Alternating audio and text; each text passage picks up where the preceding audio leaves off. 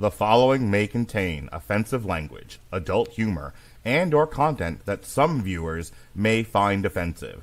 The views and opinions expressed by any one speaker does not explicitly or necessarily reflect or represent those of Mark Radulich or W2M Network. Please listen with caution, or don't listen at all.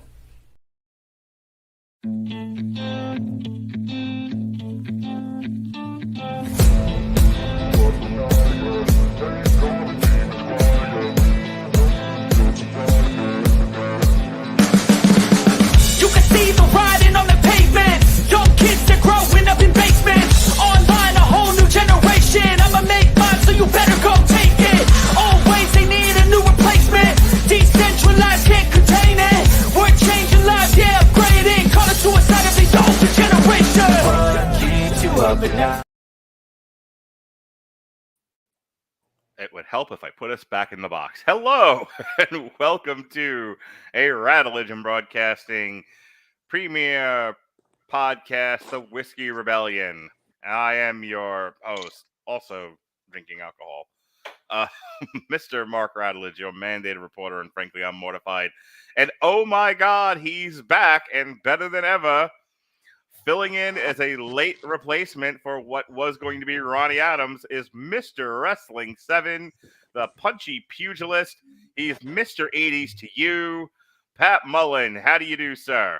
You know, I had a beer, but I forgot this was the Whiskey Rebellion, so cheers, everybody. Here you go. See what I'm drinking? Jack Daniels, baby. Yeah, got my John Jameson right here. All right. See how fast I got this kicked off of YouTube. And ladies and gentlemen, from parts unknown, running ringside, tassels waving in the wind, Blackjack Gavin Napier. How's it going, Daddy-O? Well, the most important words on the advertisement is always card subject to change. And dare I say that getting a significant portion of the casual heroes back together to talk wrestling, I'm going to call it an upgrade for everybody, myself included. I 110% agree. You know what I just thought about as we were starting the podcast? This is not the first Whiskey Rebellion you've ever been on. No, it's been a while, but it's not the first. No, that's right. We had an iteration of the Whiskey Rebellion way back in the Blog Talk Radio years, if I remember correctly. Yep. We gave this a whirl. So tonight's show was supposed to be myself and Ronnie Adams, and Ronnie Adams pitched this show, and he one dark and stormy night, he pulled me aside and he whispered in my ear, "I just want to talk wrestling with you." And I went, ugh. He was like, I just like old school wrestling. He didn't really give me any other parameters. This was like 100 years ago. He was like, "I just want to talk old school wrestling." I'm like, okay, did you a particular territory or a particular wrestler, a match? And like I just want to talk old wrestling. But okay. his horse got sick. Right. So I was like, sure, I'll throw it on the calendar, and I guess we'll figure it out when we get there. We got here, and Ronnie said, my horse got sick. I have to go home. Radulich, my horse is sick. What is another one? My dad is dead. I have to go home. Junior had an accident on the ranch. What is some other classic? I can't. This doesn't work for me, brother. I didn't make the flight. It's baseball season. Softball season. R.I.P. Sid. Softball season. Let's see. And I think the last, my most famous one is, he's a jerk, Vince. I'm not putting him over. Not in Canada, at least. I'm a national hero here. Still real. Well, and now look at you. You've got the two guys that hate everything new and are still clinging to the 70s and 80s. So, that's right. Still real to me, damn it. So that's what we're talking. And so I decided, well, in the absence of Ronnie here to guide me in whatever the hell it was he wanted to talk about, I was like, here's what we're talking about. Everything in the picture that I found, which was Dusty when I Google searched 70s wrestling. And what came up was this wonderful picture in the background here of Dusty Rhodes, Bruno Sammartino, and my personal favorite, the man who forked me. He forked me good back in XPW, and he forked me all night long. Abdullah the Butcher. I was going to say, if there's not enough irony going on here tonight, you have a Dusty expert, you have a Bruno expert, and you have a guy who's had a lifelong love affair with Abdullah the Butcher. Like, come on. That's right. He forked me frequently. He forked me often. I could do this all night. All right, so let me go to you first, Gavin. You used to do a podcast called The Bunkhouse Stampede. And you did the Bunkhouse Stampede because you had a great love of old school wrestling, pre-rock and wrestling, WWF wrestling. Talk to me about that. Yeah, my childhood growing up with wrestling, WWF was actually the last promotion that I discovered. I was introduced to wrestling accidentally, scrolling through the channels at my aunt's house one afternoon and discovered World Class on ESPN. And shortly afterwards, I discovered Jim Crockett on TBS. And then AWA came along, and then WWF was the last thing that I discovered as far as major territories. Now, when I was traveling and visiting family, I would be exposed to Memphis and Continental and things like that, but didn't have access to them at home.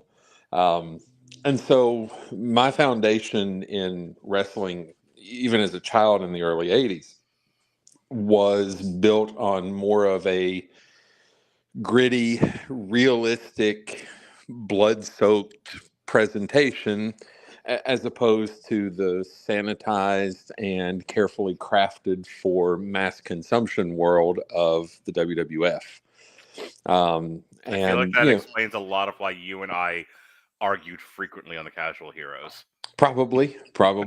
And, right there at the forefront of everything that wasn't the World Wrestling Federation in the 80s, you had Dusty. Yeah. I mean, he was the not WWF guy. I mean, Ric Flair was the figurehead of Jim Crockett. Vern was the figurehead of AWA until he physically couldn't be anymore. You had the Von Erichs. But by and large, the most well-known mainstream non-WWF guy in that time period was Dusty. Who was built like me when I walk around at the Swinger Party House. There you go. But was still so over, he still main evented in the WWF. That is true. He made polka dots work. He is well prior to polka dots. He is one of wrestling's great geniuses. Pat, you and I have done a lot of historical knowledge series together. We did the history of heavyweight boxing, which was well regarded, if we do say so myself. We did the Four Kings. We did our short run of just history of boxing in and of itself, where we looked at the various boxing trilogies over the years. And related to this, we did an entire series over almost 2 years documenting the first 20 years of WrestleMania and the entire history therein.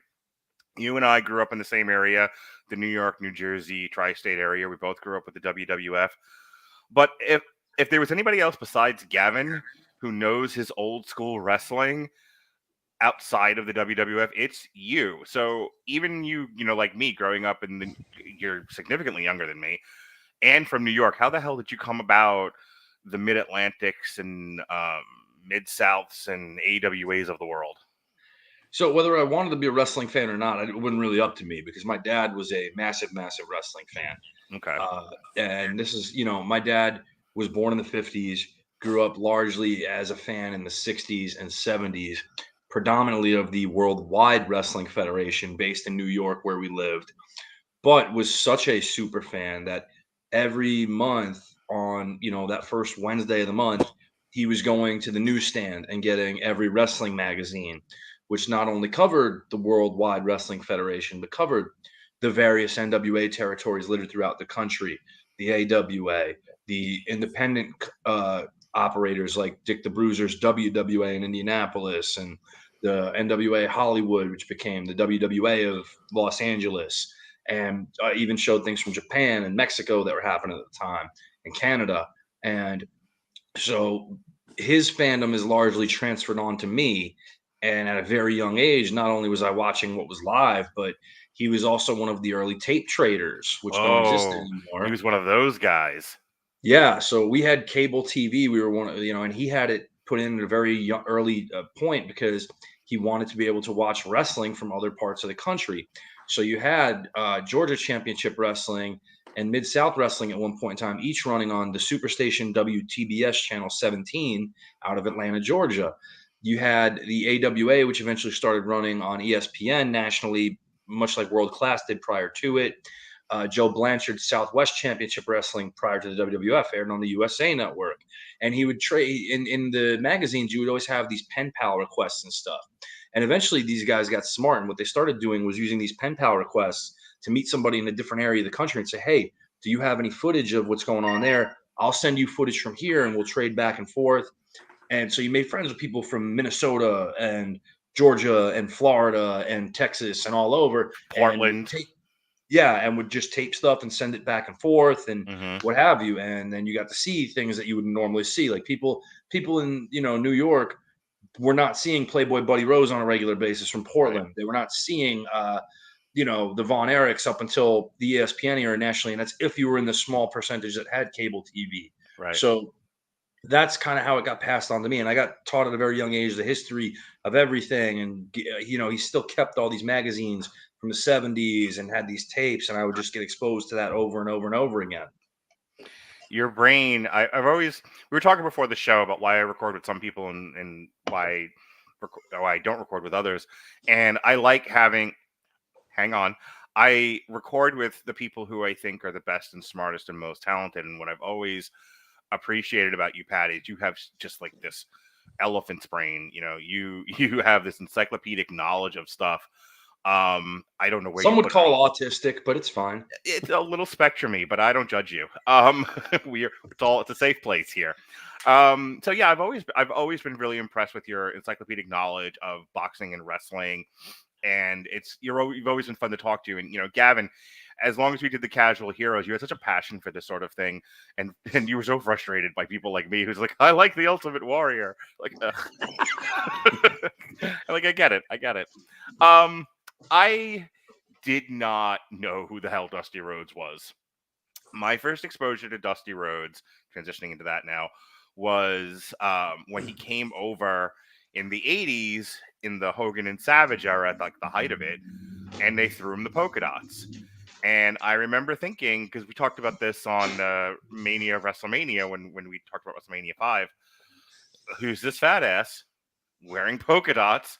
Why does he have this crackhead black woman who looks like my neighbor with the loud dogs? Why is she there dancing with him? I don't understand any of this. People should look like the Ultimate Warrior, not like I don't know if y'all can see, but yes, I'm showing y'all the program from the WWF Championship match from September of 1977, September 26th at the Garden, with Dusty challenging superstar Billy Graham. And yes, this is the actual program that you got at the Garden. I feel like Dusty versus superstar Billy Graham is like the structure of every great wrestling match ever. It's always a big fat guy versus a colorfully built guy. It's amazing. But this is part of one of my dad's scrapbooks from the 70s of all these things that, and again, I'll show you kind of a wide shot of, again, various ticket stubs and programs. And I have about 6 of these things full of, you'll see here Bruno Sammartino versus Bruiser Brody from Madison Square Garden. And yeah. So that was my first impression of Dusty. And I would learn later that Dusty's great ability was he could turn anything into money. And he was highly relatable. He was the champion of, as WWE would say, the common man. And while even as a kid, I thought his gimmick was ridiculous. He had an appeal that at the time I didn't appreciate, and I do now in retrospect. Gavin, tell me your earliest memories of Dusty Rhodes and what he meant to you then and now. My earliest memory of Dusty, at least vivid memory, is him walking to the ring at Starrcade with the side of his head shaved and Tully Blanchard's name written in permanent marker above his ear. That's amazing. It was one of the first feuds that really jumped out at me, because to that point, I watched wrestling and I appreciated the characters, but I hadn't really gotten invested in a storyline. And it was that Dusty Tully storyline that was the first one that I really got invested in. Okay, and then from there it was. Hang on. I gotta jump in. Children are going to be watching this and don't know what a Tully Blanchard is or what this Dusty Tully feud was. He's the wombat. So give me a little background here. What was Tully to Dusty? Why were they feuding? Why did this stand out for you? Tully was Joe Blanchard's son. And I say that not only biologically, but he was, if there was ever a man that was his father's son, Tully Blanchard was Joe Blanchard's son. Yes, because the lineage is that of an asshole. Let's just call it what it is out there. And eventually we would get Tessa and Tully, now in his later years being reformed, being active in a prison ministry, being very open about his relationship with God. He'll tell you he was a bad person. He was not a likable person. So Ricky Morton. And he was, he was never going to be a babyface. It's just not who Tully Blanchard was. He might be the most natural heel that's ever existed in professional wrestling. Okay. But to his credit, at 5'10", 215 pounds, he could make you believe. He was a smart worker. He knew how to get the best out of his opponents. Great athlete. Played quarterback at West Texas State in college. Yeah, at 5'7". Smart guy. And to his credit, at that point, Tully was the only person that went into a singles feud with Dusty Rhodes and came out the other side better off. Everybody else that Dusty feuded with either moved back down the card after Dusty feuded with them, or they were on the same level, such as Dusty and Harley or Dusty and Rick. So there was no danger of another legitimate main eventer getting bumped down. And Tully was one of very few that feuded with Dusty and actually was elevated because of it. And I don't think that's any fault of Dusty's. I think Dusty's star power was just such that it was hard for guys to sustain that with whatever their next program was. Was this pre-Horseman? It was right at the beginning. Okay. It was kind of at the point where Tully Blanchard Enterprises and the Horsemen were overlapping and starting to come together. Would it be fair to say that with the success of the Dusty Tully feud is how we get Tully in the Horsemen by hook or by crook? Okay. Yeah, because everybody hated Dusty. Rick, Arn, Ole, Tully, they all hated Dusty. Why won't this fat guy go away? What the fuck? It also did lead to the first ladder match in the United States to ever happen. It did. Yep. Okay, hang on one second. Let's go ahead, Pat. Give me 50 words on the very first ladder match, because you hear ladder match now, and somebody listening to this podcast going, wasn't the first ladder match between the Dudleys, the Hardys, and or between Shawn and Razor? So the very first ladder match, you say? The first ladder match to ever take place in the United States in a major promotion was Dusty and Tully for the television championship in Jim Crockett Promotions. What year was this? 1985. Oh, wow. Okay. See that? People think Shawn and Razor invented the ladder match. See, you learn things here on the Whiskey Rebellion. Very different kind of ladder match where it was just very violent and, it was the objective match as opposed to the how do we use the ladder in a creative way type of match. But Right. So you were talking about your other memories of Dusty there, Gavin, and I'm going to throw it back to Pat. He from Tully, he went on to the feud with Lex Luger, which really established Lex as a viable upper mid-carder at that point. If I remember correctly, Lex Luger ain't no cowboy. He most certainly is not. And Dusty at that point, after the Lex feud, as you get into 88, 89, 90, Dusty's in-ring career starts to wind down, and he becomes the creative genius behind the scenes, the color commentator extraordinaire that so many people know him as. A bicycle! A bicycle! Going to the pay window, baby. He was also the monster that brought us the Shockmaster. I feel like that needs to be said. Uncle Fred needed some work. That's Uncle Fred. But I think if you go back even before the program with Tully, you can find the value in Dusty. Pat brought up that program with Dusty versus superstar Billy Graham. And if there was ever a program that would translate well from, what was that, 1979, Pat? 77. 77. From 77 until 2024, those two would still be able to talk the Garden full. Was Dusty always a heavy guy, like in the kind of shape that we see him in the poster here? For the most part, I mean, he mostly put know on him. weight. He put on weight through the years, but Dusty was also an incredible athlete. You know, he was never blown up in the ring despite his size. There's footage of him playing in charity basketball games and very light on his feet. That 88 charity basketball game where he's lighting up threes and had some good handle for a big man. Yeah. And so even then you can go back and you can see that he was more than his appearance would lead you to believe.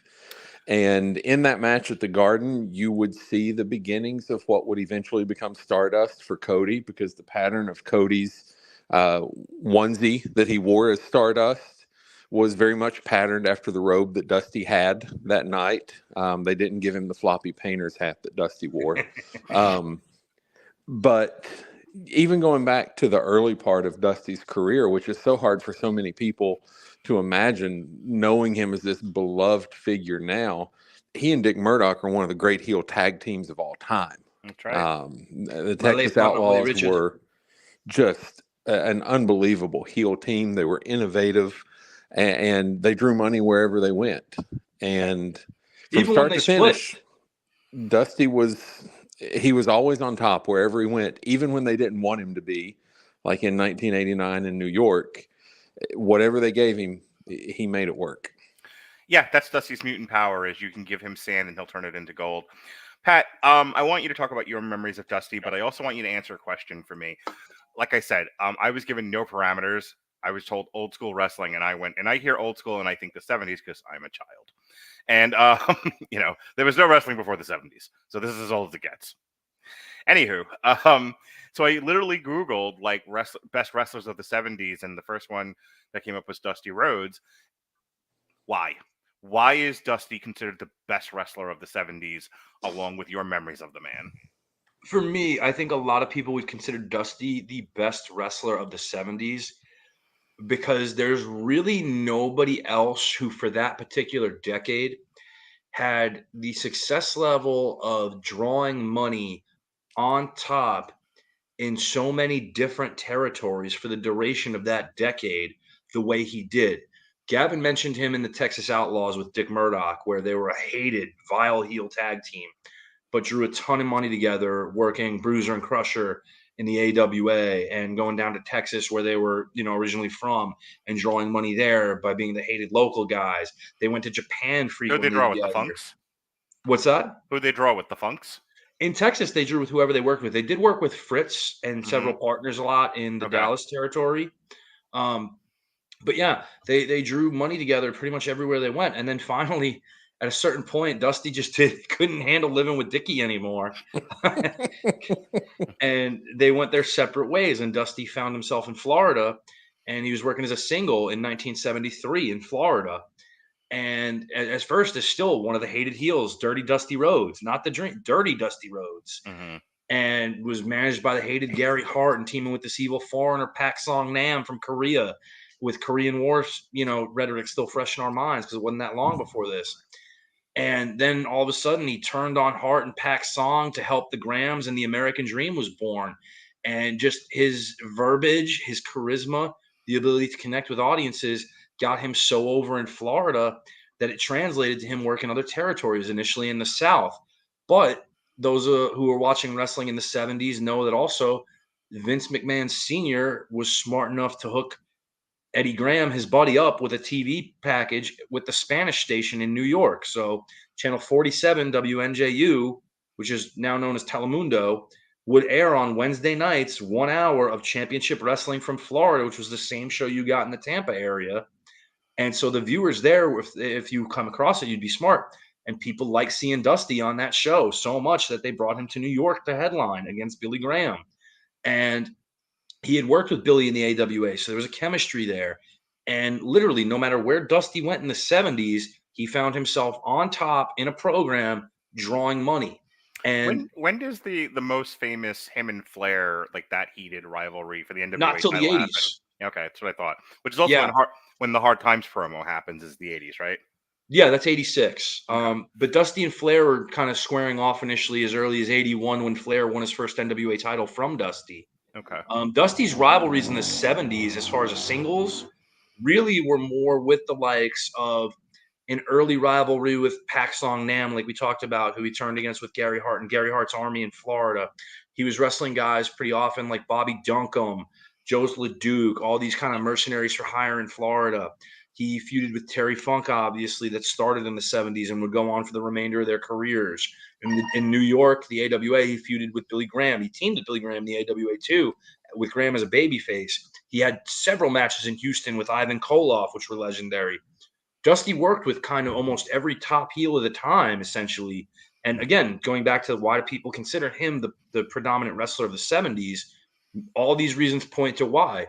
And yet my first memories of him are him singing Johnny Be Good on Primetime Wrestling and a sing-off with the Honky Tonk Man. But I also remember him taking the spike in the eye from Road Warrior Animal on TBS. I wanted to talk about that. That's Yeah. the infamous spike. Didn't that almost get him kicked off at TBS? Yes. Yeah. Well, here we have this great gimmick. I just hear me out on this. I'm gonna get stabbed in the eye. They're just gonna try blinding, baby. See, and that's the beauty of it, because the violence for the sake of violence, an eye for an eye, if you will. Did he ever work with Hogan or Bockwinkel or Giant? He Andre, worked a that lot is? with. He worked a lot with Nick. Yeah. Mhm. He teamed a lot with Andre. Mhm. Especially in Mid-South.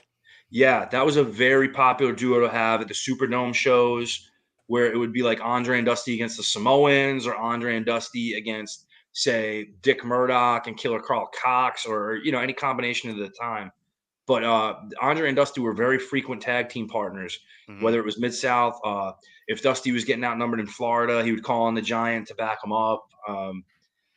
Dusty and Hogan really was never a real program. I believe, Gavin, you'll correct me if I'm wrong, they did cross paths in Japan in tag team matches against each other. Yeah, that's, as far as I know, that was really the only time that they had any significant interaction until Dusty joined the NWO. Yeah, Dusty, I believe, was teaming with Inoki against Hogan and Stan Hansen, if I remember correctly. That sounds right. Okay. I'm now picturing, you mentioned Dusty being in Mid-South, and I'm picturing dueling promos of Dusty and the Junkyard Dog in a very confused audience. All right. Bruno Sammartino passed away a couple of years ago, and you and I, Pat, did a Remembering Bruno Sammartino podcast. So we have talked at great length about good old Bruno, and I remember him being like one of your favorites. You talked, I didn't have to talk on that podcast. I did because I was hosting it, but I just kind of went, Pat, Bruno, and you're still going, actually. There's a time dilation where you're still regaling us with tales of Bruno Sammartino. Bruno was the king of New York for like 8 years. Talk about that. He was the king of New York for 2 decades. He was king of New York throughout the 1960s into the 70s, basically. Right. The 60s were really his heyday. That was really Bruno's prime. That 1963 to 71 title reign is, the stuff of legend. In the 70s, when Bruno wanted to wind his career down, essentially, and not work as much because he had made his money, he had his family, and he was kind of just tired of the grind, which is normal. Right. But, he was so synonymous with those New York audiences wanting him and needing him on top that even guys who could draw well, Pedro Morales was a good draw in New York, large Puerto Rican audience. But the numbers dipped from all the other major arenas in that territory without Bruno on top. They brought Bruno in to give Pedro the rub, and they, in one of the big events of the 70s, sold out Shea Stadium in the first ever showdown at Shea Card in 1973.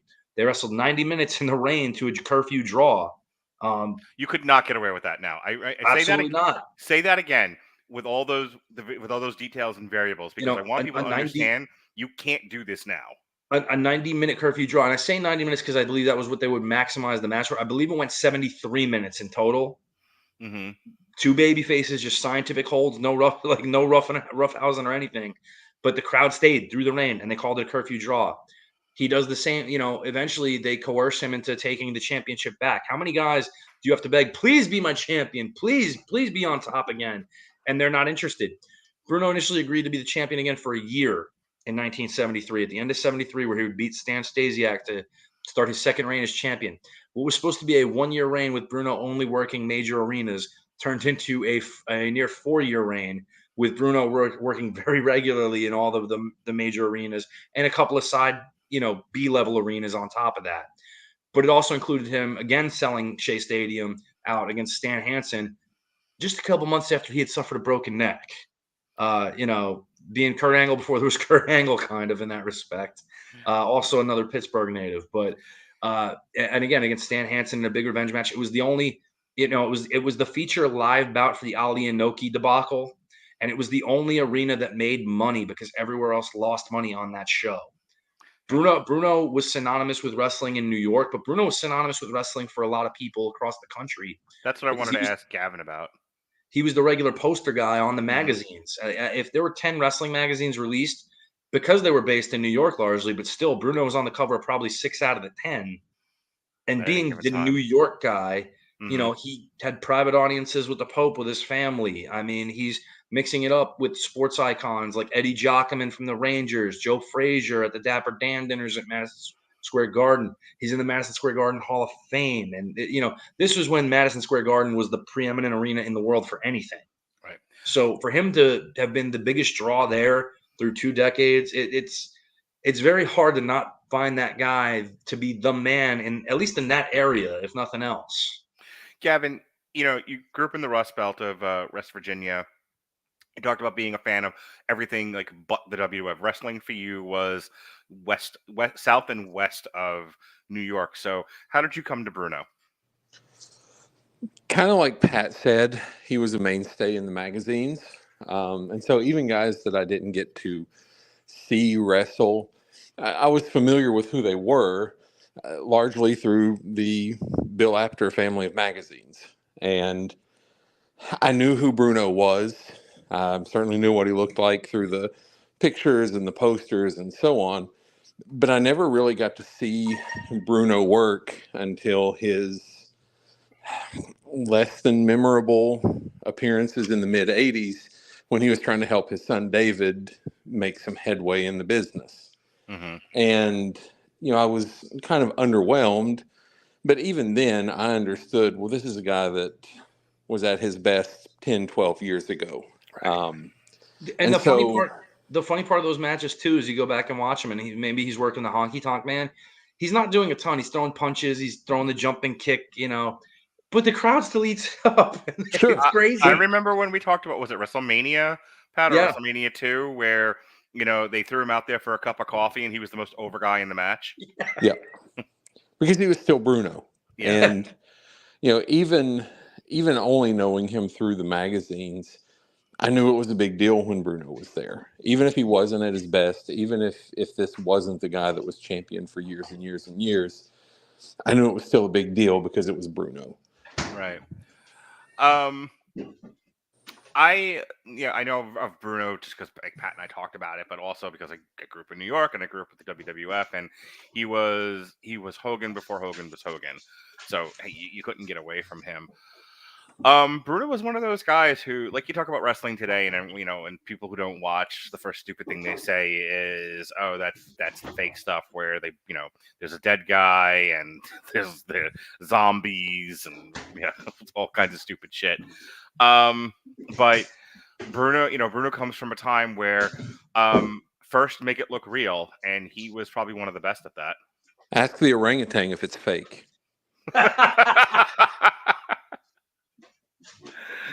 Let me stop there. Before we get to the other guy in the postie here, I did want to make sure I talked about the importance, the prevalence of Jim Crockett Productions in the 70s. Mid-Atlantic, what would become then be known as World Championship Wrestling, which is now historically part of the WWE since 2001, I believe. So, Gavin, how big of a fan were you of Mid-Atlantic, Jim Crockett? How big a player was it in the 70s? They were my home promotion. I mean, they were the ones that I had the most access to, not only on television, but as far as their touring schedule.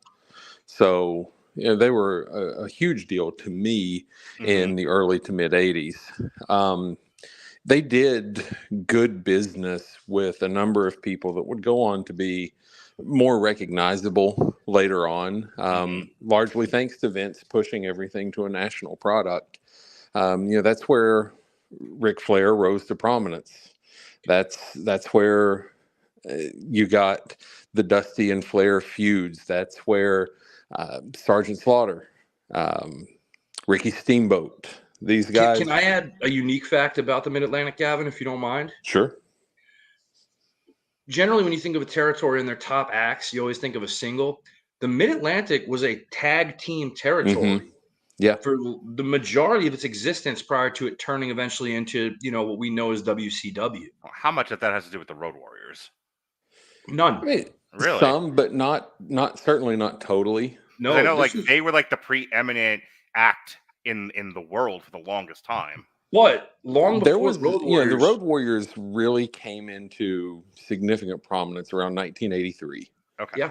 And they kind of started their downhill trajectory when their WWF run ended. Well, yeah, that much I knew. But in the middle of that run from 83 to, we'll call it 91, there was a legitimate time where for 2.5 years, the Rock and Roll Express were absolutely the biggest team in the territory, if not the sport. Right, and they're pretty synonymous with Mid-Atlantic. But even going back to the 70s heyday of Mid-Atlantic, you're talking about the top acts that drew the most money there were Gene and Ole Anderson, the Minnesota Wrecking Crew, Ric Flair and Rip Hawk, where Flair's original big break was him and Rip Hawk as a tag team together. Yep.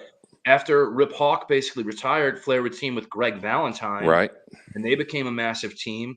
Ricky Steamboat and Paul Jones were a huge team in the Mid-Atlantic territory. And then Steamboat and Youngblood. He would go on team with Jay Youngblood, absolutely. But again, it was really the main events in that territory were tag team main events. Even look at Jimmy Snuka and Paul Orndorff, as weird a team as that sounds like. Yeah. They were a huge team there and made money. And all of these guys became huge stars as singles competitors. I'm sorry. Jimmy Snuka and Paul Orndorff. I'm sure I could say this about a lot of guys, but those guys in particular, especially after what we talked about, so much muscle, so little brains. Oh, without a doubt. It was like somebody like used weird science to make tackling dummies come alive, and they became Paul Orndorff and Jimmy Snuka. I'm sorry, but that's the thing though. That territory would breed these great teams together, and eventually, if the team wasn't going to last, they would break these guys off and have them go against each other, and make a ton of money doing that. Yeah. But it was always tag team wrestling in the Mid-Atlantic and Georgia. It really, in those two territories, was the preeminent main event style, almost the same way that the trios matches in Mexico are. Yeah, and the Assassins were down there. The Assassins in Georgia.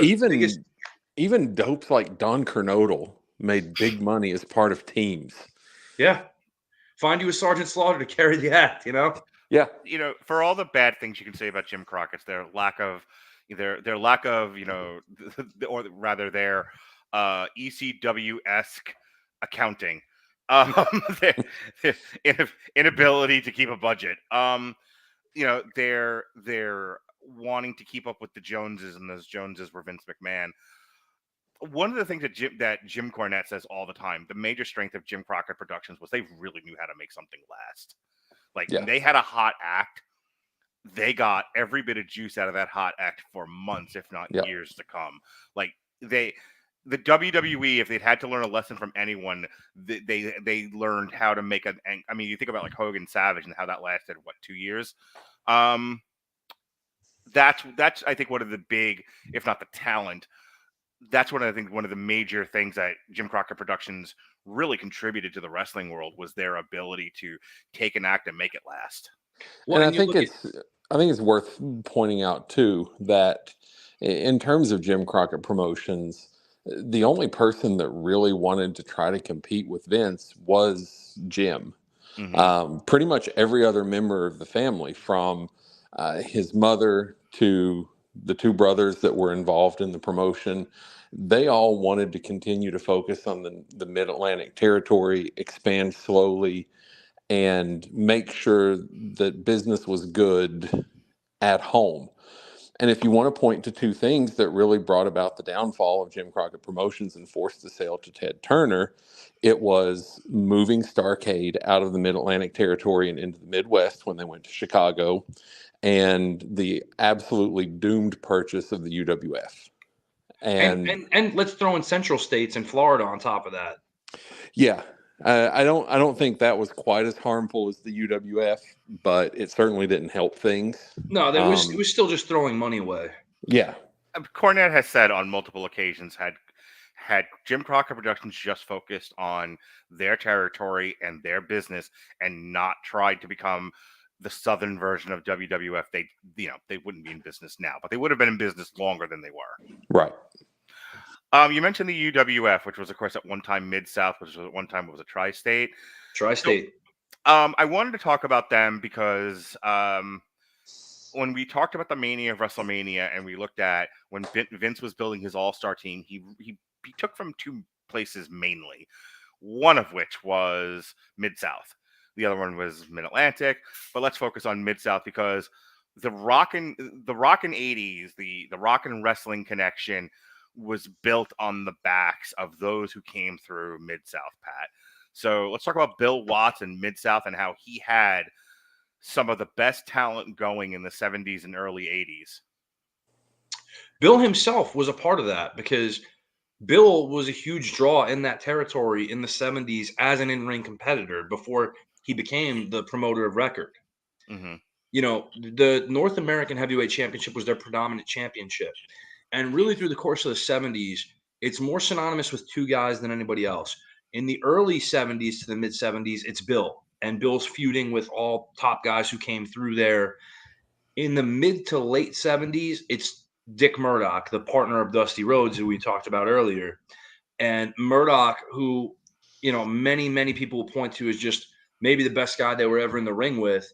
And many people say the guy would have been the NWA World's Heavyweight Champion if he ever took a day in his life seriously. But wrestling was fun for Murdoch. He was there to have a good time and not only entertain himself, but entertain the crowd and the boys on top of that, and drink a case of Coors Light and go do it again the next day. And so Dickie, in a lot of ways, was maybe more relatable as a common man than Dusty in that respect, to at least the working class. But what happened was Mid-South is probably one of the first territories, along with World Class, to really commit to a younger generation and elevate them into a main event level quicker than other companies. In the late 70s, two guys who were really a big part of that were the aforementioned Paul Orndorff, who they really saw as a potential star and really pushed up the ladder. And probably the bigger one, and one of the biggest, if not the biggest that came through there other than JYD, was Ted DiBiase, Right. who had been around the territories, but really more than any other territory would probably call Mid-South his home. And Teddy really came up through the ranks there and became a legitimate top guy in the territories by the end of the 70s, largely because of what he was able to do in that territory. In the mid-70s, there was a power shift where Leroy McGurk, who had been the promoter for a long time there, and Leroy was blind. He had gotten blinded at one point in a car accident permanently. And he had a daughter who many people will remember as Mike McGurk, the female ring announcer from the WWF in the late 80s and early 90s, he wanted a boy so bad he named his daughter Mike. It happens. But eventually there was a power struggle between he and Bill when Bill started buying interest in the company. And eventually Bill bought Leroy out and sent him on his way, and Bill took over. And one of the smart things that Bill did that I don't think he ever gets enough credit for was looking for the next generation of talent to elevate and build around, to have a lasting, long product. And again, he saw guys like Orndorff, who came out of the NFL for the New Orleans Saints and had been a great collegiate athlete and had a tremendous look. Very few people in this business have ever looked as good as Paul Orndorff did in his prime. And then you had a guy like Teddy, who, yes, yeah, the Land of a Thousand Dances video. Instead of clapping, he's kissing his biceps. I will never forget our conversation about that. It's like, Paul Orndorff has no idea what the fuck to do in this video, so he's just kissing his muscles. It comes natural. But on the flip side of that, you have Teddy, who also collegiate football star at West Texas State, the home of many, many wrestlers before and since. But a guy who was such a ring general, so quick, who's a second-generation wrestler. And his dad, Iron Mike DiBiase, was so beloved by the generation that came after Mike that they all wanted to take care of Teddy and show him the right way to do things. And so he instantly was beloved by these guys because he was carrying on Mike's legacy. This is Mike's son. And his mom was a wrestler too, Helen Hild.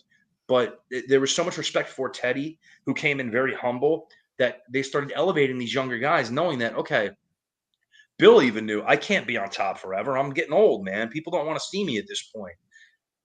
So he started bringing these younger guys in and putting them up and over. And he had such a knack for seeing young talent and what they could do. And probably the crown jewel of which was when he brought a guy named Sylvester Ritter in from Canada, who was wrestling as a heel, Big Daddy Ritter, but saw this guy just ooze charisma and turned him into arguably still the biggest black superstar the wrestling business has ever seen in the Junkyard Dog. Until The Rock. I just have some more. Like, not to get into genetics and eugenics and all that, but there was no half, partial, quarter, or anything with JYD. You know what? He's just a black man. I'll put up any crowd reaction JYD got from 1982 to 1985 up against any crowd reaction that The Rock got. Okay. I said, I don't give a damn. That's a bold claim, considering some of the reactions The Rock got, especially he's not wrong. When he came back against you go to the damn Superdome when JYD couldn't watch his kid be born because of those damn Freebirds. Nobody pulled a gun on one of The Rock's opponents. Okay. I do not have the time or the patience to argue with either of you. Damn right you don't. Hang on. Single greatest black superstar in the history of wrestling. Nobody since. JYD, grab them cakes. I think the other thing that Bill really understood, as far as being the guy that ran the territory and being the booker of record, as Pat mentioned, not only did he understand the necessity of bringing in that younger generation and developing them when so many promoters in so many territories have failed to do that, he also understood the value of just a sheer attraction. Yeah. And what it meant to bring Andre in for 2 weeks, or to every so often dust off Big Cat Ernie Ladd. Yeah. Because they had name value and were immediately credible. And he could use those attractions to get his guys over and let them go back to wherever they wanted to go back to, whether it was retirement or New York or Florida or whatever it may be. And they were none worse for wear. They came in, they made good paydays, and they got out. But Bill's talent always looked better after working with those guys. And so he really, for all of his character flaws as a human and alleged character flaws as a human, Bill's one of the smartest bookers that the industry has ever seen. And a lot of modern bookers would do well to pay attention to what he did right. And another guy who is from that Eddie Graham learning tree, which is an absurd learning tree. We talk about family trees. The Eddie Graham booking learning tree, ladies and gentlemen. If you ever really want to deep dive, good Lord. And you've got Dusty, you've got Kevin Sullivan, you've got Bill Watts, Paul Heyman. Yeah. So when Pat and I were doing the Mania of WrestleMania, one of the things we made a point to people was that the WWF doesn't exist without the good things they could learn from Bill Watts and Mid-South, Jim Crockett and Mid-Atlantic. Another place where the WWE takes the best lessons and applies them to a successful company is World Class Championship Wrestling, the home of the Von Erichs, which I have to ask, Gavin, have you seen the Iron Claw yet? I haven't, just because I generally don't have time to sit down and watch a movie in one setting these days. And is so that just since your kid's been born, or do you have something else going on? Are you raising some sort of like army? Like, you used to be the guy that was sitting down and watching movies. I mean, granted, you hated most of them, but what happened to you, my love? Well, there's a kid, there's 2 jobs, there's a whole lot of travel time for one of the jobs. Fair. And so, honestly, just do what I do. Watch movies in the car while you're driving. I was going to say that when I get to watch the most media is as I'm driving to and from work. There you go. Attaboy. So, actually, in some breaking news, just to break it to all our wrestling fans who are watching, since they're going to have a Saturday night's main event special on NBC, Uh-huh. the color commentator has been named. Mark, would you like to guess who it is? The Ghost of Junkyard Dog. You tell me. Oh, Follow God. the money. He's barely incoherent these days. Well, he gets to do it for money for a wrestling audience once again. Okay. So If let's he talk doesn't about- wear a feathered boa, I'll be very upset. Okay, so you haven't gotten to see the Iron Claw. You should. It's pretty good. My kids loved it. It was very sad. My assessment of the movie was basically, essentially was I wish it had been sadder. Like it didn't quite have the emotional gut punch I needed it to. But Yeah, it's they still forgot a very Chris. good movie. Well, they edited Chris out of the movie. But There's no way the movie could compete with real life in that situation. No. You want to talk about angering God since Job. Pat, what did you think of the Iron Claw in 50 words or less? Good. As a film structure, it works for the most part pretty decent. Mm-hmm. They are missing beats in the narrative of Yeah. Carrie's suicide, for example. Spoiler. Like they really needed to beef more into that to make it more impactful, and they didn't. Right. I understand there's only so much time to tell the story, and that's I think they did the most they could with what I they didn't had. love how they handled Carrie's suicide because that's a lot more tragic than they Right. presented on screen. My biggest problem was the casting, and Mhm. Kevin being significantly bigger than Carrie was just not ever going to sit right with me watching it, knowing who Sure. they were. Yeah. And it works well for non-wrestling fans, and that's great. But those of us who knew and followed and remember and everything, there's a lot of things they miss. Right. But we're the niche of the audience, we have to remember, just like how Marvel movies aren't made for Marvel fans. So let's talk about the actual World Class Championship Wrestling, Gavin. Biggest act of the 70s. Who makes World Class back in the 70s? It's the Von Erichs. It's always Fritz. Mm-hmm. Fritz is always the driving force, whether he's the guy in the ring or the guy writing the checks and running the book. Mhm. Everything else, everyone else is secondary to Fritz. Okay. What's some of the most impactful stuff we could tell our audience about World Class from the 70s, Pat? So Fritz, when he's promoting Dallas, essentially, the biggest thing they're probably responsible for is people have to remember Texas is a very large geographic state. Right. At one time, Texas had 4 active full-time territories running within the state, all congruently, plus Houston running as a city that those guys all booked a big show in under Paul Bosch at the Sam Houston Coliseum. So the thing was, the primary booking office for all the talent was Fritz. Mm-hmm. So essentially, for the Sam Houston Coliseum shows, which are the biggest shows in the state with the best payoffs under Paul Bosch, the talent still had to largely be booked through the Dallas booking office, which is who went through Fritz. Joe Blanchard in San Antonio for Southwest did not have that access. The Funks in Amarillo did not have that. The Guerreros in El Paso did not have that. So these territories are all running at the same time. Realistically, everything ran through Dallas. And when you have that kind of control, you're always going to be the big dog in the park there. And so Fritz, through his machinations of becoming the top star of that territory in the late 50s into the 60s, buying into that booking office and buying out the promotion and being the majority owner of it, allowed him to control not just his destiny, but the state. And what they did was they would ship these guys around enough where nobody got stale over time.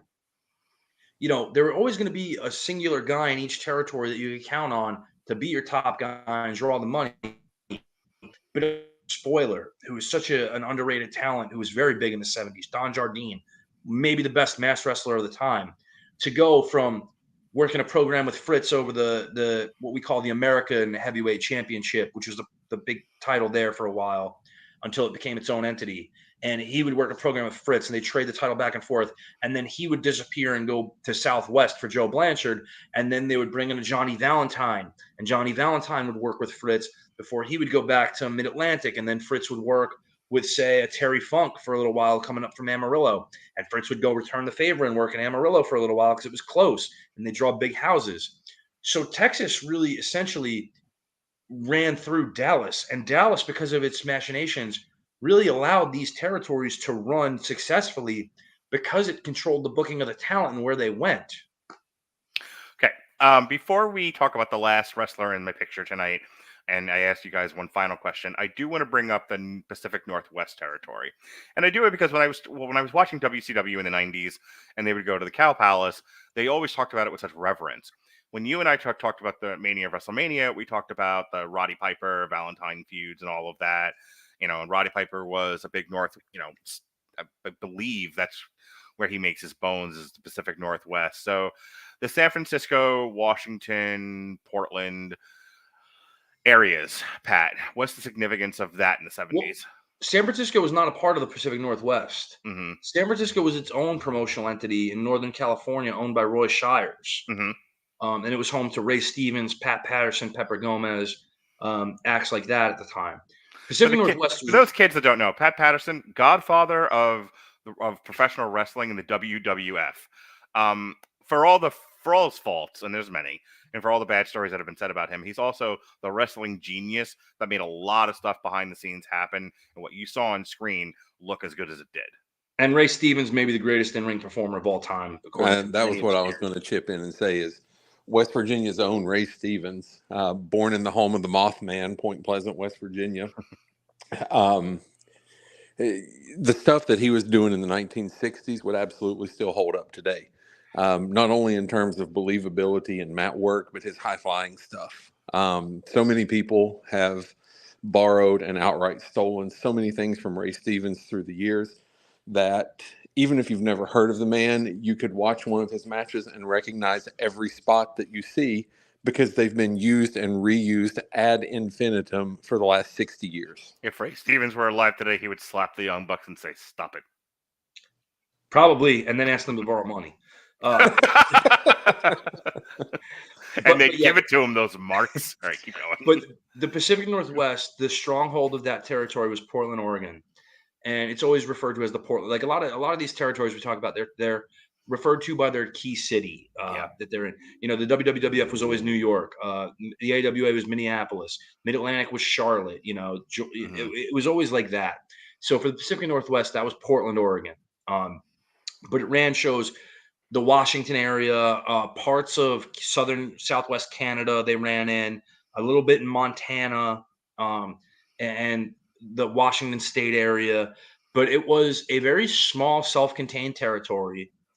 People like to work that territory because the promoter of record, Don Owen, who ran that territory from the 50s up until its end in the early 90s, was a fair, reputable man who was a good payoff man. And that's very hard to find in the wrestling business. What it was really, like we said, a self-contained territory because it was so far away geographically from everything else that it allowed it to build its own audience. And it really was the only game in town for a lot of stuff because also Oregon in that area did not have a lot of major professional sports outright. So if you wanted to see something, you had to go see PNW. And in the 70s, the territory had been running for a while and had really gotten steam. So in the 70s, it had its regular stars, which were guys like Dutch Savage, Apache Bull Ramos. But it was also, again, a launching pad for a lot of young talent because guys needed to go somewhere to get their feet wet.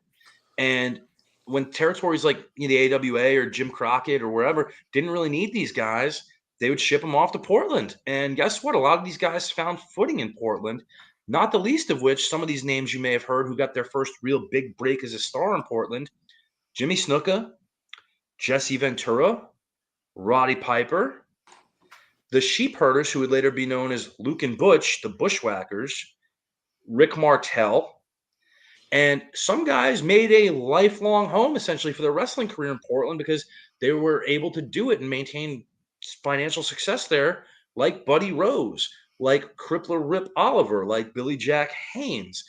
A lot of these guys were able to just stay in that territory for forever because they were able to maintain what they did because that territory was self-sustaining for so long until national expansion crippled every territory. But to its credit, Portland was one of the last guys standing. The other last guy standing, Gavin, which I'm going to throw it to you so that you just feel like, why am I here tonight? Pat's got it all. And it's the last I do want to say for all of the wonderful things that Don Owen did in Portland, He also gave a guy named Dizzy Hogan his start. And I don't know if that's a forgivable offense or not.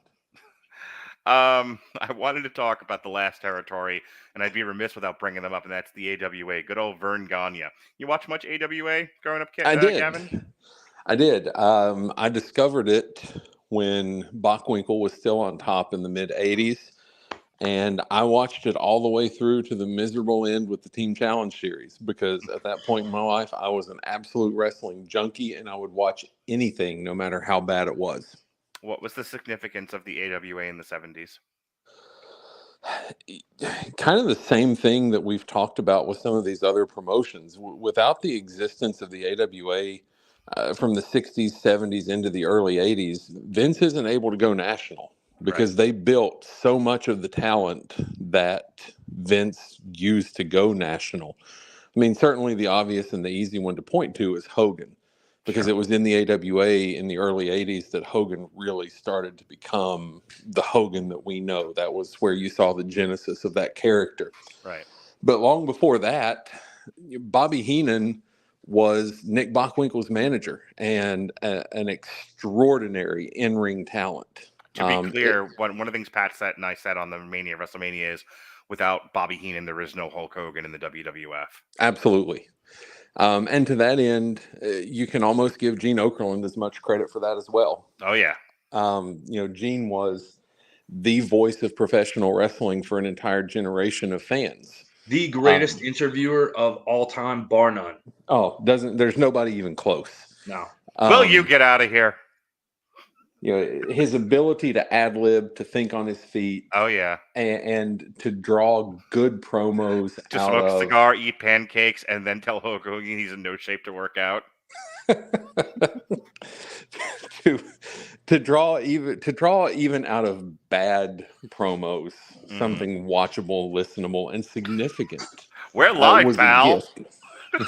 Sorry, keep going. Vern, his focus was always on realism. He didn't care about the flashy gimmicks. The name on the marquee is what, Gavin? It's wrestling. and I think that it's interesting that despite that, you look at some of the people that really got their first national notoriety under Vern. Yeah. The Road Warriors. Jesse Ventura and Adrian Adonis, the East-West connection. But that's true even in the most modern of modern times, as far as modern goes back then, because the last guy that I can think of to come out of the AWA and become a big-time wrestling star, Scott Hall, Razor Ramon. Yeah. And even to the end, when things were not what they once were, there was still good young talent there that was worth borrowing and taking, because it was there that you had Sean and Marty, the Midnight Rockers. You had Pat Tanaka and Paul Diamond, Bad Company. You had a guy named the Trooper that would eventually become the Patriot. You had guys that looked like they might become something and just never quite worked out, like DJ Peterson, Ricky Rice, Derek Dukes. But if you go back to the 1970s, which is kind of what we focused on this evening, Vern was very rooted in realism. He wanted guys that hit hard, that were believable, that were credible. And a lot of the names that we know from other territories spent some significant time with Vern. And they're exactly the type of guys that you would expect. Guys like Billy Graham, who could go in there and despite all of the flash, there was plenty of steak to go along with the sizzle. Wahoo McDaniel was a favorite of Vern's. Legendary tough guy in the world of professional wrestling. And even when you look into how Vern brought guys along and how he decided, yeah, you can work for me, and I'm going to let you break in under me. Guys like Brad Rangans trained with Vern and just absolutely ran guys through a meat grinder, because Brad was an Olympic level amateur wrestler. And so that type of conditioning and that type of dedication to realism and authenticity was what Vern expected from everybody that came through his territory. Well, and Gavin, even the guys who didn't necessarily go through the territory, but talk about the guys that he trained in his barn in Corcoran, Minnesota. Oh, and Ric Flair is the top of the list there. Rick went in for one day with Vern and walked out and eventually went back and completed his training. But, the list of guys that Vern trained, absolutely unbelievable. So, well, it's most of the 80s WWF roster, if I remember correctly. Yeah, pretty much. And he did this. The majority of these guys came through in the 70s, like we're talking about. Like Gavin mentioned Flair. You have Flair, Ricky Steamboat, Jim Brunzell, the Iron Sheik, who basically became the head trainer of that camp and worked these guys out. Sergeant Slaughter. Just the amount of talent that came through here that he produced that became a top guy elsewhere or nationally or whatever. Vern was a great promoter.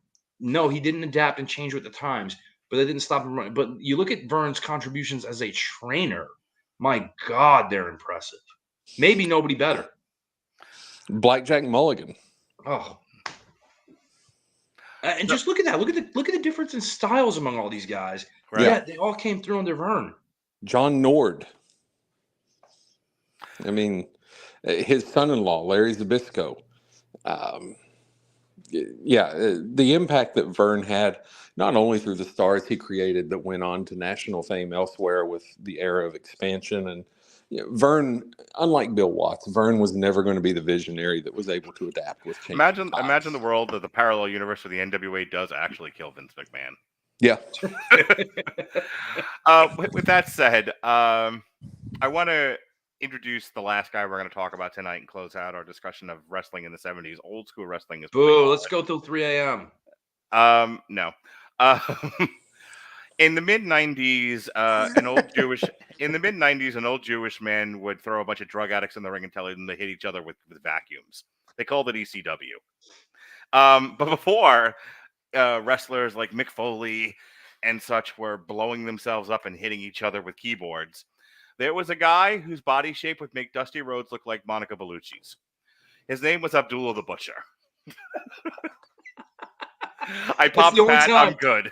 That's the only way you can ever reference Monica Bellucci on a 70s wrestling podcast. She's been on my mind since Beetlejuice. So Abdullah the Butcher was born in 1941, and he's actually Canadian. He had a reputation for being involved in some of the most violent and bloody hardcore wrestling matches of all time, hence my ridiculous intro of him. Over his time in wrestling, he was given the moniker the Madman from Sudan, despite the fact that he was from fucking Windsor, Canada. Ontario, Canada. Yeah, there's so much of that in wrestling. I am the Iron Sheik. You're from Tampa. That's what I am the original Sheik. Okay, you're from Detroit. Calm down. So Gavin, let's talk about Abdullah the Butcher and what he meant to wrestling in the 70s, because he's one of these guys that so much of what people think of wrestling now comes from ECW, but so much of ECW happens because of, Japan, but also Abdullah the Butcher. Well, first, happy birthday to the man that Arn Anderson affectionately refers to as the Walrus, Paul Heyman, 59 today. But yeah, Abdullah was, think of the best way to phrase this. There were, in the 1970s, there were two heels that stood above everyone else in terms of name recognition and ability to draw anywhere in the country. Because typically when you thought about who was drawing for territories in those days, it was your babyface acts. It was a babyface Dusty Rhodes. It was Andre the Giant. It was the Von Erich family. It was Junkyard Dog. And so when you talk about heels that were able to move from territory to territory and genuinely draw a house on name value and on, at that point in wrestling history, genuine fear of what people were going to see. There were two. There were the Sheik from Detroit, right, and there was Abdullah the Butcher. Not the Iron Sheik, by the way, for the youngins. Yes. No, Ed Farhat. The original Sheik of Detroit. Yeah. Sabu's what? Uncle? Grandfather? Uncle. Uncle. Yeah. That's what I thought. And so Abdullah, through his portrayal of this maniac that could not speak English, that had one of the greatest 1,000-yard stares in any form of media. It has to be put into context. It's the 70s. We're having a few problems with the Middle East. Yes. Keep going. Yes. That's not what's happening today. No, we seem to have resolved most of it. The bug-eyed 1,000-yard stare in every promo shot. His willingness to do things like put salmonella-infested raw chicken into his mouth to give the portrayal of a madman. And as everyone on this panel knows, the ever-present fork. Which do you think would upset modern youngins today? Kamala or Abdullah the Butcher? Just going to throw that out there. Kamala. Okay. Isn't it ironic, though, that their last names are both Harris, meaning Kamala and Kamala? Just saying. It is. I still own the Kamala Ugandan Headhunter skin T-shirt. Oh, amazing. Which he was selling on Pro Wrestling Tees. Keep going, Gavin. Sure was. Abdullah had the ability to terrify a crowd because this was in an era when wrestling was still real. And they believed that this was truly an uncontrollable maniac from halfway around the world. He was chasing people with a fork. Yeah, and the fact that, everybody that got in the ring against him bled buckets, and so did he, it only lent credibility to what he was doing. And I certainly don't necessarily think that someone needs to go to the extremes that Abdullah did to present themselves in such a realistic and believable way. But I do think that wrestlers in every promotion at this point would be well served to try to craft that type of believability around who they are. Now, I know the Beast Mordos, I don't think anybody's ever going to buy into the fact that he's an actual Minotaur. Wait, Luchasaurus isn't a dinosaur? He's a hybrid. Can I tell you, the Outrunners are the youngest men alive, though. My son and I watched All Out this past weekend, and he saw something on it that looks completely stupid. It's AEW. Could have been anything. The whole show, yeah. Yeah. And I was like, no, this is tame by comparison. So I showed him the Yeti, who was molesting Hulk Hogan. I showed him, what is that? Not the Minotaur, but the thing Mantor? Mantor! Yes, I showed him Mantor. To which How dare you, sir? Mantor, the spiritual successor of Moose Cholak. Yeah, I showed him, what do you call it? The gobbledygooker, to which he snorted milk through his nose. But to the point, I showed him the Halloween Havoc where they electrocuted. The Chamber Butcher. of Horrors. Yes, I showed him that, and I'm bringing it up because we're talking about Abdullah the Butcher, and that is my lasting memory of that poor bastard. Besides his run in XPW when I worked for the company, of him sitting in Grandpa's chair and acting like he's being electrocuted by doing this maneuver here. So for me, I certainly remember that. Sure, who doesn't? But for me, the lasting memory that I have and the most vivid memory that I have of Abdullah the Butcher actually comes from territory we talked about briefly earlier, World Class. Mm-hmm. And for me, the first exposure that I had to Abdullah was his feud in World Class with Bruiser Brody. And eventually Bruiser working underneath the hood as Red River Jack. And one of the things that was so vivid about that to me was it was Bruiser Brody wearing long jeans and cowboy boots and a stark white mask over his head, and Abdullah jabbing him with the fork and blood coming through that red mask. How genius is that visual to go with? Like, and that feud between Abdullah and Bruiser Brody, that was Abdullah to me. Things got silly in late 80s NWA, WCW. But that Abdullah Bruiser Brody feud, that'll always be Abdullah to me. Unfortunately, my first recollection of Abdullah is Sting opening a gift box. If he comes out of a box, he'll be over. Well, thank you, Jimmy. But there was a point in time where WCW decided that Sting's so over, we can make him look like the world's biggest idiot every week by continually opening boxes where people attack him and never learn his lesson.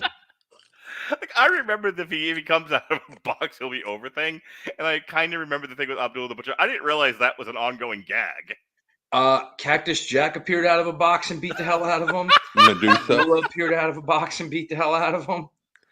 At what point did anyone tell Sting stop opening boxes? He finally got the hint when Lex Luger injured his knee out of a caravan. After Medusa came and did a dance for him. But in fairness, I would have been distracted by that too. Anyway, but my first real memory of Abdullah is that WCW run where he was a gift box attacker of Sting, and then was Sting's tag team partner in the Battle Bowl drawing, and didn't know what to do, and then eventually feuded with Cactus. But we had a weird UHF station here in New York that would play a company called International World Class Championship Wrestling. Say that 3 times fast. Is that the Savoldi's promotion? Yes. Yep. So we got that on cable access here as well. Right. Weirdly, however, they had a deal with the World Wrestling Council from Puerto Rico, which was, a promotion that's kind of notorious for its history. We won't go into the Brody murder and everything, but it gets a bit stabby. Yeah, but maybe more so than any other promotion in the world, Abdullah really could call that one home. Yep. And if there's a more notorious feud than Abdullah's feud with Bruiser Brody, it's his feud with, the Puerto Rican hero Carlos Colon, who was also the promoter of WWC. And those, much like Brody, it was just a never-ending battle. And IWCCW, because they were partners with WWC in a lot of respects, were airing footage of that. And so I got to see some of the Abdullah versus Carlos matches. And I was like, oh my goodness, this is the craziest thing I've ever seen. Because it was like watching a slaughterhouse happen. It was kind of startling going from Rochester Roadblock versus Jumpin' Joey Maggs to the bloodbath of Abdullah the Butcher versus Carlos Colon. Where each guy who comes into the match with a forehead full of scars goes ahead and just profusely stab each other with forks, hits each other with ring posts and chairs, everything in between. And I'm just like, how is there no disqualification happening right now? This is not legal. People need to be arrested. This is what am I seeing here? And it's my ex-father-in-law. Oh, his thing with boxing, as stupid as this is going to sound, but I am trying to make a point, would say if you did what they did in boxing, you would be arrested for a felony. And I said, yes, that's the difference between punching a guy in the street and a sport, you idiot. However, when it came to the stuff Abdullah the Butcher did, he's more right than wrong. If you did any of what Abdullah did, and he shouldn't have been doing any of those things. Right, tell that to Hannibal. Anyway. So Abdullah, gave me hepatitis, and yes. So I was just wondering if you could answer a few questions. Never mind. For the 5% of the audience who got that, I hope you enjoyed it. But I saw this bloodbath in Puerto Rico, and I was like, oh my God. And I realized at that point what a sanitized version of Abdullah I was seeing at the time on Turner Family Networks. And then my dad showed me some magazines and showed me some tapes. And I was seeing him against Manny Fernandez. Oh, God. They're bleeding buckets all over the ring. I was seeing him brought in to be the assassin against Tommy Rich in Georgia when Tommy was the #1 babyface on cable TV in the country. Somebody say something about fired up. The best Abdullah the Butcher feuds ended with images that would be out of a Sam Raimi Evil Dead movie. And the one that will always stick with me is I saw him wrestle Scott Casey. Yeah, Scott Casey was probably best known for his time as a WWE jobber to the stars in the late 80s. Yeah. But Scott was a big star in Southwest. He was a known commodity. Scott had a good look, was a good worker, but wasn't an over-the-top, next-level guy. But for the Southwest Championship, Abdullah just mauled this guy. And until they invented the Muda scale, where Muda accidentally gigged himself way too deep, and until Eddie Guerrero gigged himself way too deep against JBL, I never saw anything where I felt so bad for somebody in something I knew was not real, but I was like, this crossed the line. This is real now. Yeah. Because Scott Casey bled out so profusely that I was like, this man could really maybe die from this. I was going to say, over the decades-long career of Abdullah the Butcher, there are one or two incidents that he was involved with where the words "he could have died" were uttered. And you know, and we talk about Abdullah and being a product of the time. The thing with his gimmick was kind of almost like Andre for a long time, but the heel version of it, that couldn't be sustainable in the same territory for a long time. With Andre, you couldn't be sustainable because Andre eventually, how's anybody going to beat this giant? Right. You know, with Abdullah, it was because the act was so over the top and so crazy. We talk about what's called hot shot booking. Abdullah's gimmick is hot shot booking, essentially. Yeah, it's funny. Triple H said at the end of the Attitude Era, we couldn't keep doing this. We were going to kill somebody. Exactly, and it's the same mentality with Abdullah, where if he keeps doing this over and over again in the same territory, it's just not going to work at a certain point. He's not going to be over anymore. The act is stale. But because it was the territory system, it was a different time. You didn't have access to everything all at once. Abdullah could go and be in Georgia for 3 months and be over and everything is great. And guess what? Then Abdullah's going to bounce and go here, and Abdullah's going to go here. And he could go anywhere because his act was fresh everywhere because he never overstayed his welcome anywhere. And he was smart enough to realize that ahead of time, more than the bookers did.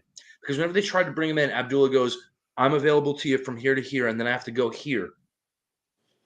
And it made sense. And that's why when he stayed anywhere for a length of time, it was Puerto Rico.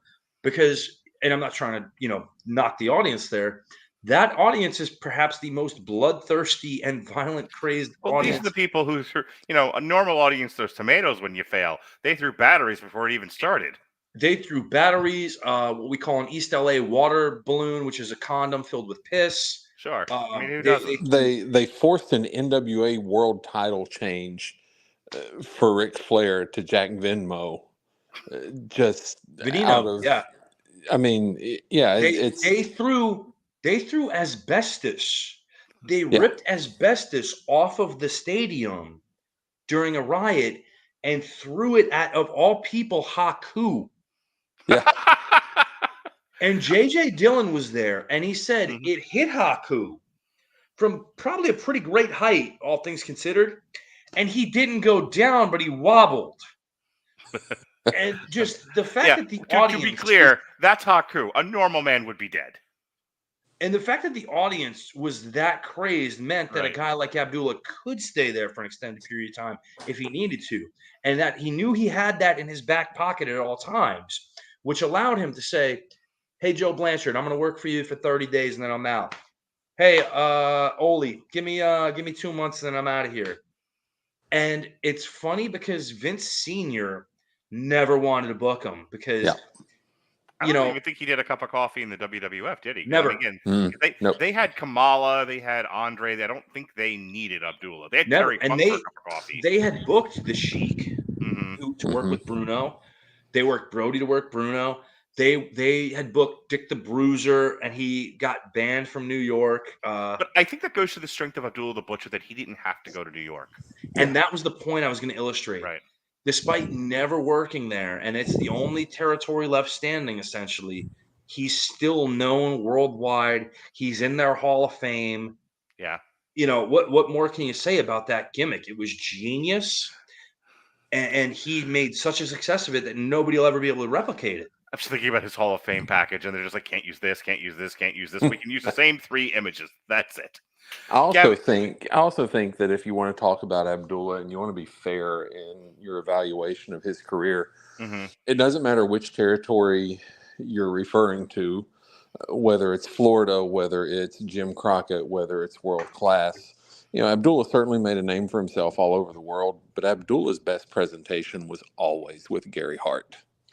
100%. His best orator, his best hype man, Gary. And, talk about one of the great minds of the 70s, Gary Hart. Sure. So we're talking Stampede now?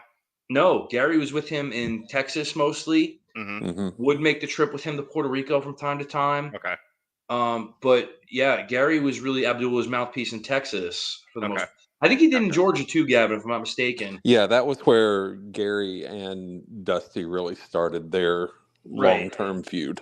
And I know they handed him off to Bearcat Wright at a certain point too. Yeah. But yeah, Gary Hart, who's probably one of the more underappreciated talents, because just like Abdullah, never had a run in New York. But Gary knew how to get Abdullah over as a scary son of a gun, to the point where people were afraid for Bruiser Brody's health against him. Yeah. God. Gavin, an hour from now, you're going to be hanging out with the wife, thinking about the kid, and it's going to occur to you, shit, I wish I had said this in the hour and a half we had talking about old school wrestling. So I'm giving you that opportunity now. This is we're talking old school wrestling. We're talking the 70s. What's the last thing you want to say that if I don't say this, I feel like I've wasted my time on this podcast? What's your final thought? I think in wrestling, maybe more than any other form of entertainment, it's easy to dismiss the older stuff because in boxing, everybody knows that the 70s were great.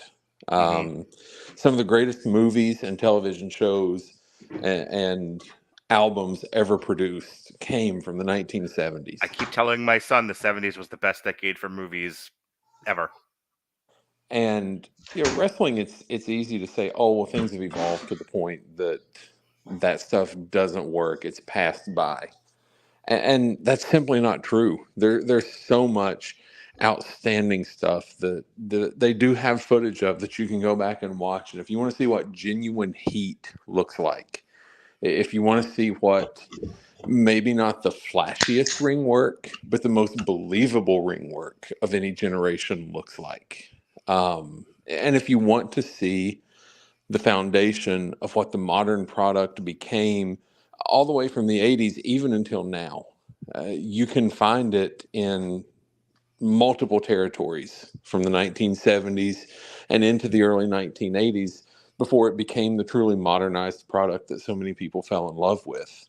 Had it not been for the guys that we talked about and more that we didn't have time to talk about tonight, the product as we know it would not exist. So if you're any type of fan of the modern sport, take some time, go back, find some stuff from the 70s, watch it, and appreciate where the sport came from. Besides Dusty, besides Flair, besides anyone that we've already talked about, if you could, if someone's listening to this podcast, is like, but Gavin, who should I check out first? Give me a name. Yeah, I'm always going to lean towards Pat Patterson and Ray Stevens. Nick Bockwinkel, consummate professional, smooth as silk in the ring. God, if you want one of the more technical, proficient guys of the 70s. Plus, but also he also great promo. I say he also had that modern ability to deliver a beautiful promo. He's a smart guy. His promos have always reminded me of Bob Newhart's comedy.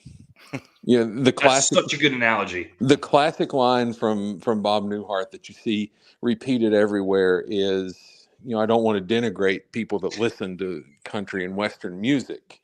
And for those people that listen to country and Western music, denigrate means talk bad about. and that was a Rush Limbaugh line Nick for the people in Yorba Linda. And then would explain whatever that was he said. Keep going.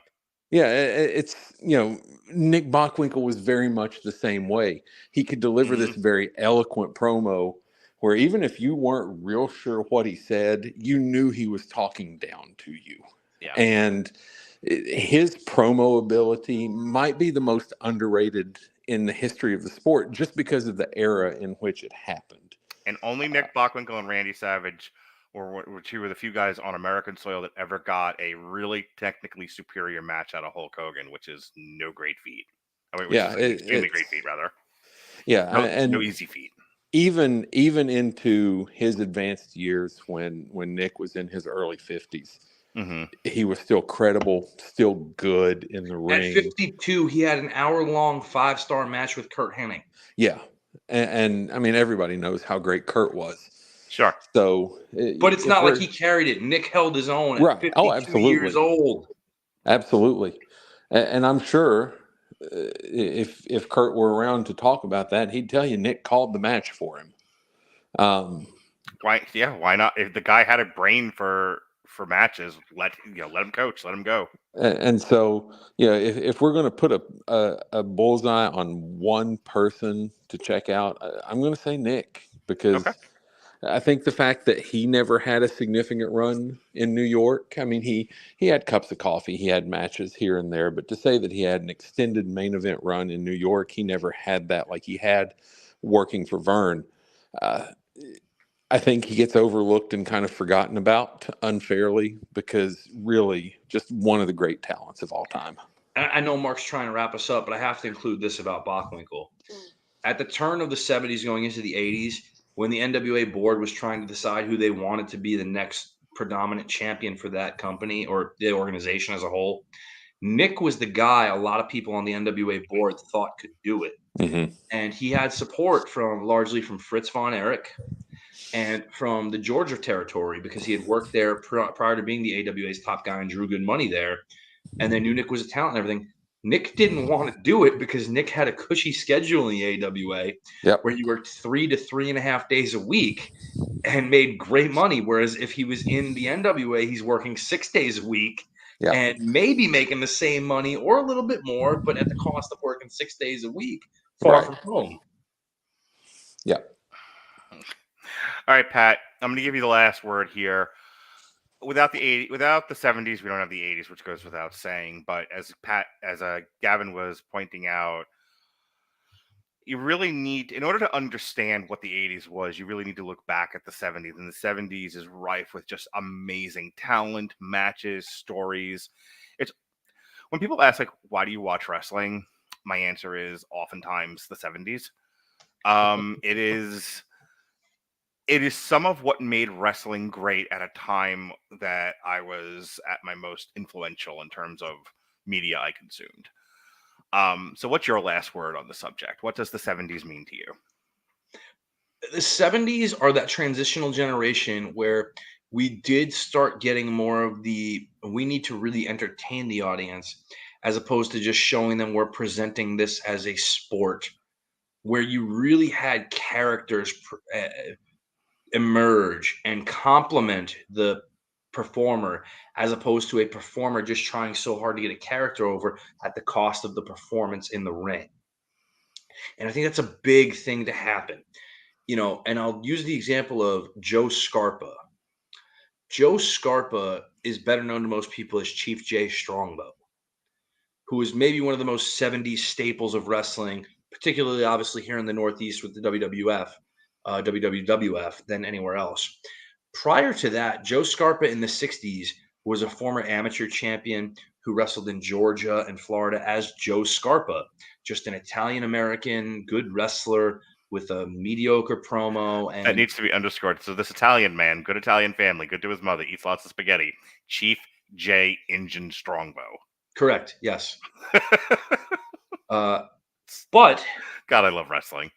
Right. But found this character of this Native American chief with the suggestions of Toots Mondt, and not only did that, but was a good enough in-ring worker to know how to work that gimmick to the point where he was largely always the B guy behind whoever the top guy was in the biggest drawing territory in the country. And I think that marriage of gimmick and performance meeting is where the 70s really brought to everybody, where we finally are able to merge the entertainment aspect with the athleticism aspect, where it makes some type of sense. Whereas in the 80s, it was largely, already assumed and going on. It was really the 70s where the genesis of a lot of that came through.